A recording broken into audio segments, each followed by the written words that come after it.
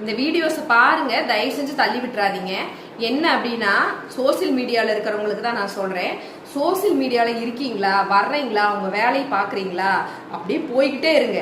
அதை விட்டுட்டு சோசியல் மீடியாக்குள்ள இருக்கவங்க ஃப்ரெண்ட்ஸா இருக்கிறது, ரொம்ப க்ளோஸா இருக்கிறது, இதெல்லாம் தயவு செஞ்சு பண்ணவே பண்ணாதீங்க. ஏன் அப்படின்னா இப்ப நம்ம ஒரு வேலைக்கு போறோங்க, வேலைக்கு போனோம்னா நம்ம வேலை உண்டுன்னு வருவோம். நமக்குன்னு ஏதாவது ஒன்னு ரெண்டு நண்பர்கள் உண்மையா இருக்கவங்க இருப்பாங்க இல்லைங்களா?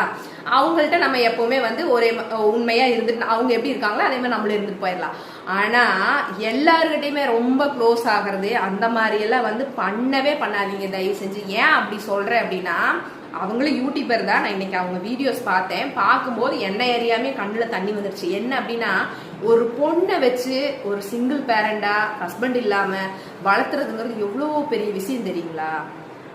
அப்படியே அவங்க அந்த குழந்தைய வச்சுட்டு வந்துட்டு இருக்கும் போது நான் இருக்கேன் உங்களுக்கு அப்படின்னு சொல்லி அவங்களுக்கு நம்பிக்கை கொடுத்து, அப்ப அவங்க நினைப்பாங்க, அப்ப நமக்காக ஒரு உறவு இருக்காங்க, நமக்கான உண்மையான உறவு இருக்காங்க அப்படின்னு சொல்லி அவங்கள அப்படி நம்பிக்கை கொடுத்து அவங்கள முதுகுல குத்தாதீங்க. அதை தான் நான் சொல்ல வர்றேன்.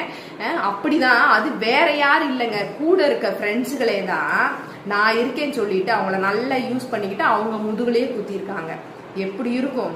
மதியம் நான் அந்த வீடியோஸ் பார்க்கும்போது உண்மையிலே ரொம்ப கஷ்டமா இருந்தது. அதனாலதான் சொல்றேன் நான், ஃப்ரெண்ட்ஷிப்புங்கிறது சோசியல் மீடியால ரொம்ப க்ளோஸா வச்சுக்காதீங்க சரிங்களா? அதுக்காக தான் இந்த வீடியோ.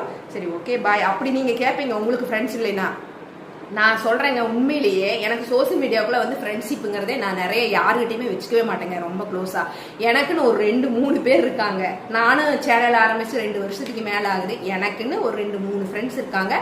எப்பவுமே நான் அவங்களுக்கு உண்மையா இருப்பேன், அவங்களும் எனக்கு உண்மையா இருப்பாங்க. அதுதான் ஃப்ரெண்ட்ஷிப்புங்க.